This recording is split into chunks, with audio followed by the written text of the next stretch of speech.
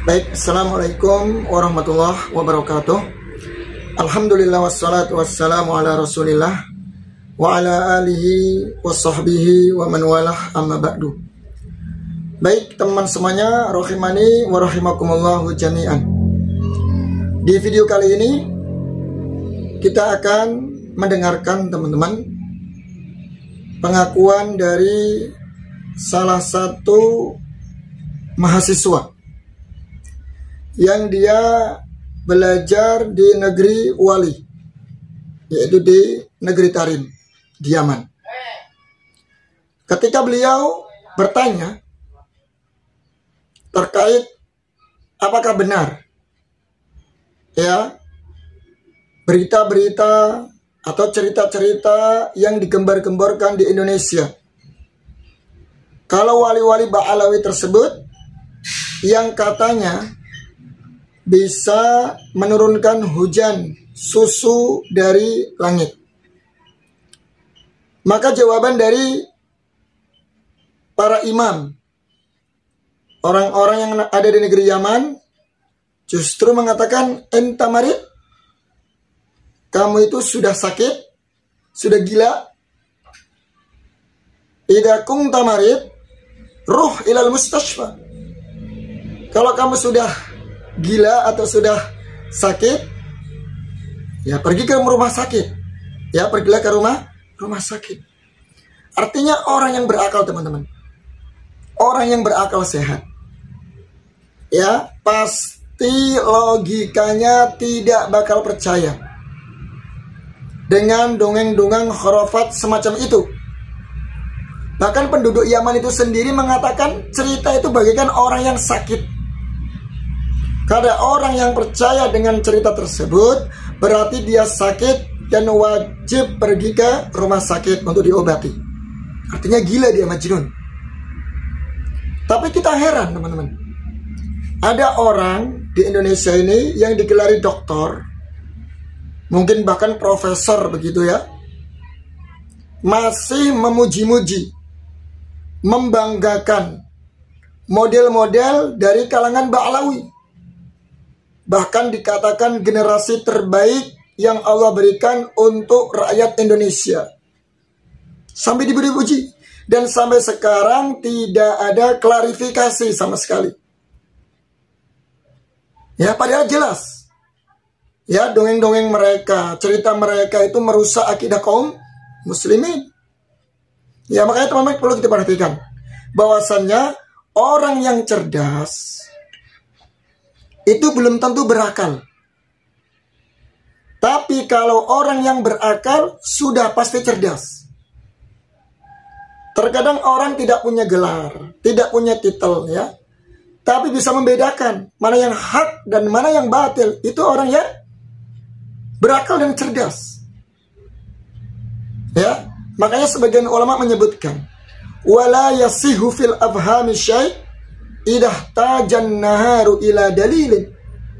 Sungguh tidak masuk akal kalau matahari di siang bolong itu butuh bukti. Sudah nggak perlu bukti lagi. Orang semua meyakini ini siang hari, ada matahari terbit dan ini siang bolong.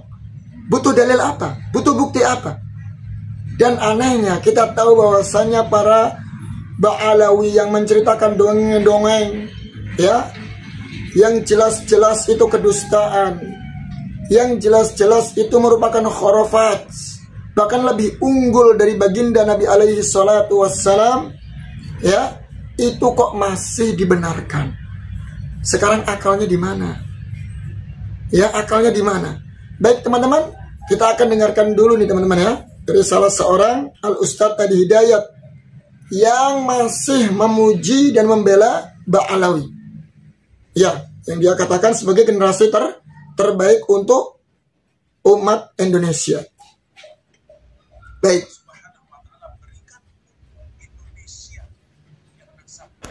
Ya. Tapi masih disebut oleh Ustadz Adi Hidayat sebagai generasi terbaik yang Allah Subhanahu wa Ta'ala berikan untuk Indonesia, yang nasab mereka itu katanya nyambung kepada Nabi Muhammad Sallallahu Alaihi Wasallam. Di antara sekian nikmat yang Allah anugerahkan kepada bangsa dan negara Indonesia ini adalah hadirnya generasi-generasi terbaik yang tersambung nasab mulianya kepada Rasulullah Sallallahu Alaihi Wasallam. Tahukah Anda yang menentukan bahkan mengusulkan hari dan waktu proklamasi kemerdekaan Negara Kesatuan Republik Indonesia itu adalah seorang Habib Ali bin Abdurrahman Al-Habsyi atau dikenal dengan Habib Ali Kuitang. Nah, tuh lihat teman-teman ya, itu statement dari beliau. Yang kita tahu beliau orang cerdas teman-teman, bergelar doktor, banyak jamaahnya, tapi masih saja memuji Ba'alawi yang dikatakan generasi terbaik untuk umat Indonesia, yang katanya nasabnya bersambung kepada baginda Rasul Sallallahu Alaihi Wasallam. Apa dia tidak mendengarkan ceramah-ceramahnya dari kalangan Ba'alawi, khurafat-khurafatnya, kedustaan-kedustaannya, ya, yang sampai seolah-olah mereka itu paling hebat, bahkan mengungguli Rasul Sallallahu Alaihi Wasallam. Tapi sampai sekarang dia tidak pernah menjelaskan penyimpangan-penyimpangan dari kalangan Ba'alawi. Ini yang kita sayangkan teman-teman. Baik teman-teman, kita akan dengarkan ini dari Bang Nasab teman-teman ya. Atau kita dengarkan dulu cerita dari Ba'alawi yang katanya bisa menahan matahari. Subhanallah. Baik, kita dengarkan teman-teman. Bercerita bahwasanya ada tokoh-tokohnya yang terdahulu yang jadi wali yang bisa menahan matahari. Tapi orang ini mengkritik keras, ya, mengkritik keras. Mana ada bisa menahan matahari, ya? Coba kita lihat videonya kaum muslimin. Dulu ada seseorang masuk ke kota Tarim, wali masuk ke kota Tarim, yang namanya wali, subhanallah, Allah berikan keagungan daripada karomah mereka sampai memberhentikan matahari. Matahari itu dibuat berhenti agak lama asarnya. Kemudian ada perempuan kota Tarim keluar dari jendela yang mengatakan, "Gal ya fulan, fakka syams."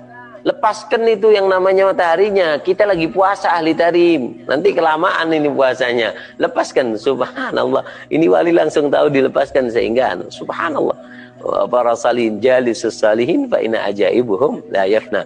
Duduklah kalian dengan orang saleh. Bakar bin Salim ini bukan hanya bisa memadamkan api neraka saja, Pak. Bukan hanya, tapi bisa menghentikan matahari. Jadi ada satu kisah itu yang pernah kita dengar mungkin di Indonesia. Ada seorang perempuan, dia lagi berpuasa, terus si Syekh Abu Bakar bin Salim lewat. Karena di kewaliannya tinggi, matahari ditahan. Jadi perempuan ini keluar dari jendela, Pak Haji. Ya fulan, tolong itu matahari dilepaskan. Saya ini lagi puasa, saya mau buka. Kalau ditahan terus kapan saya mau buka puasa?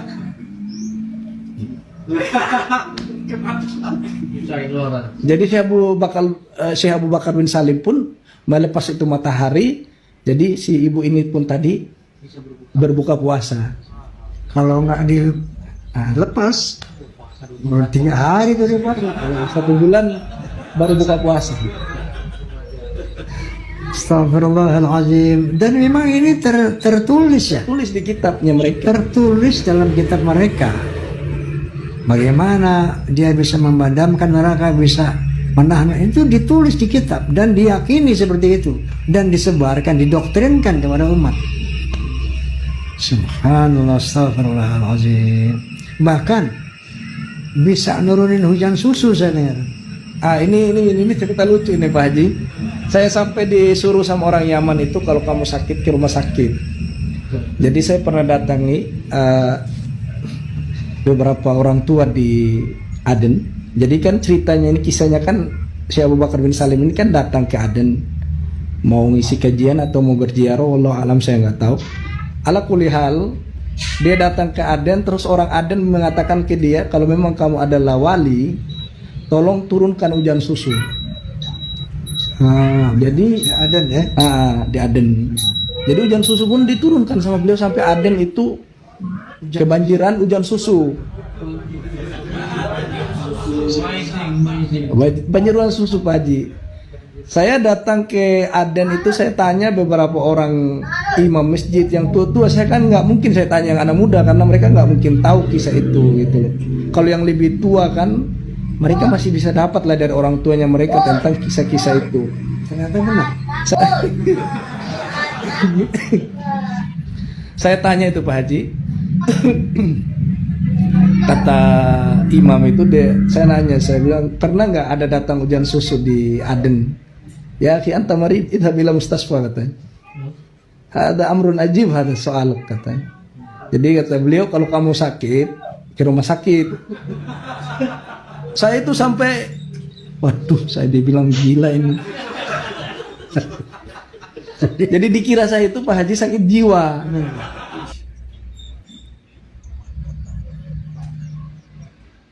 Baik teman-teman, lihat. Jadi Bang Lasap ini pernah tinggal di Yaman ya. Bahkan bertanya langsung kepada penduduk Yaman. Tentu beliau bertanya yang tua-tua. Kalau yang muda kan belum tahu cerita ini. Yang tua lebih berumur pasti tahu kan dari nenek moyang mereka. Ketika beliau bertanya terkait masalah apakah benar di Aden ini pernah ada hujan susu. Maka di antara mereka, imam-imam mereka menjawab, anta marid, ida kunta marid, ida anta marid, ruh ilal mustashfa. Kalau kamu sakit, pergi ke rumah sakit. Artinya orang Yaman sendiri menilai cerita itu bagi orang yang membenarkan itu dianggap gila, dianggap sakit, ya itu karena cerita nggak waras teman-teman, mustahil cerita seperti itu. Tapi herannya ini tercantum dalam buku-buku mereka, dalam kitab-kitab mereka, kemudian mereka ceritakan kepada jamaah-jamaah di Indonesia. Ya, dalam kajian-kajian mereka digembar-gemborkan. Ya, ini yang menjadi masalah. Ini kan perkara yang merusak akidah. Ya, kok masih ada yang bilang generasi terbaik untuk rakyat Indonesia. Ini gimana ceritanya? Nggak habis pikir teman-teman ya. Jadi ini perlu ya kita belajar akidah teman-teman.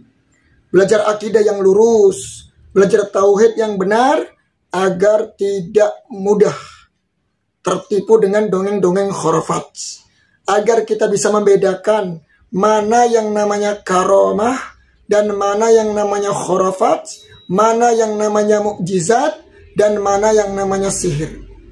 Itu diajarkan di dalam masalah akidah. Ya, tentu kalau kita nggak belajar akan menganggap sesuatu yang takjub, ya yang luar biasa, bahkan mungkin dipuji-puji.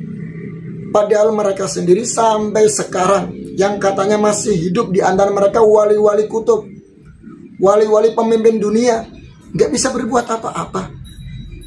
Coba minta kepada di antara mereka, ini Indonesia ini banyak hutangnya, ya. Rakyat Indonesia banyak kemiskinan. Coba turunkan rantai emas dari langit, atau rantai berlian, atau rantai intan berlian dari langit. Gak usah nanggung-nanggung. Sampai Pak Prabowo, ya, beliau menyelenggarakan makan gizi untuk makanan bergizi bagi para siswa. Karena memang menunjukkan bahwasanya di negeri ini banyak yang kurang gizi. Coba kalau seandainya mereka dari kalangan Mbak Alawi, ya, yang dikatakan hebat, coba, bisa nggak sedikit aja membantu ikut andil di Indonesia ini, yang katanya di Indonesia ini bisa makmur gara-gara wali-wali banyak ada di Indonesia. Karena kalau wali-wali Mbak Alawi itu banyak tinggal di Indonesia, karena mereka katanya. Coba turunkan makanan bergizi dari langit, ya, supaya rakyat Indonesia itu makmur dan bisa makan makanan bergizi. Baik teman-teman, salam sehat, salam akal waras. Ya, salam sehat, salam waras ya. Billahi taufik wal hidayah. Wassalamualaikum warahmatullahi wabarakatuh.